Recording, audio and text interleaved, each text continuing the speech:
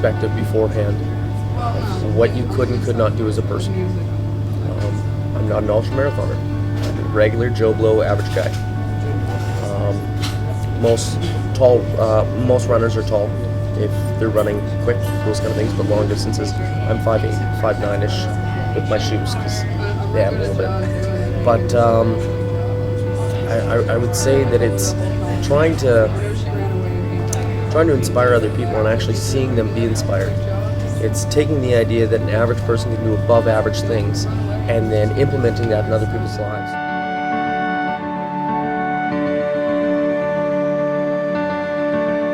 My name's Edward Dossler. I'm known as Fast Eddy. I'm running across Canada and back 21,585 kilometers, solo and unsupported, plus 10 24-hour runs representing each province to raise awareness and much needed research funding for breast cancer and Alzheimer's. You know, I did a research paper on Terry Fox and Rick Hansen when I was about 15 years old, and so that kind of stirred up the idea that maybe average people could do above average things.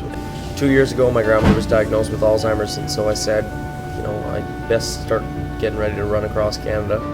3 months into the training, I went to go and talk to a professor of mine, Dr. Tom Owen from Thompson Rivers University, and he was an advocate for breast cancer, and I found out that he'd passed away. He had lung cancer at the time, and so that night I was looking at my map, and I'd mapped out my route and which way I was going to take. I was going to do it with a sport vehicle, and I said, well, clearly you need to do something a little bit different.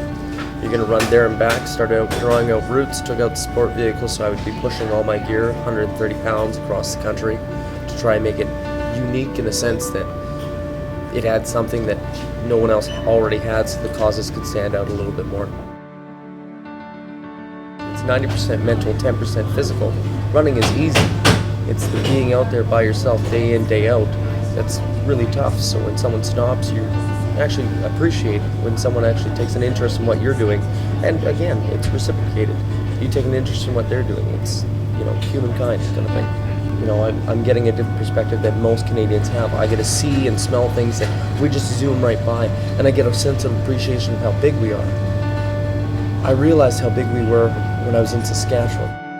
I don't even think that I'm going to see 1/10 of 1% of our country, and yet I feel like I'm going to see a lot more than what other people have.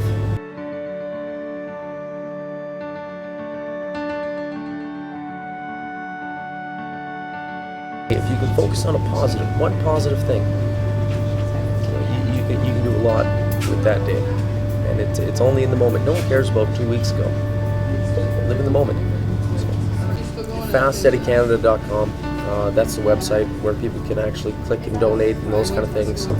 I just hope that people can take away something out of this that will actually make them put their actions, their words into actions, that will make it, if they're inspired, to act on that inspiration and do something rather than letting it fade.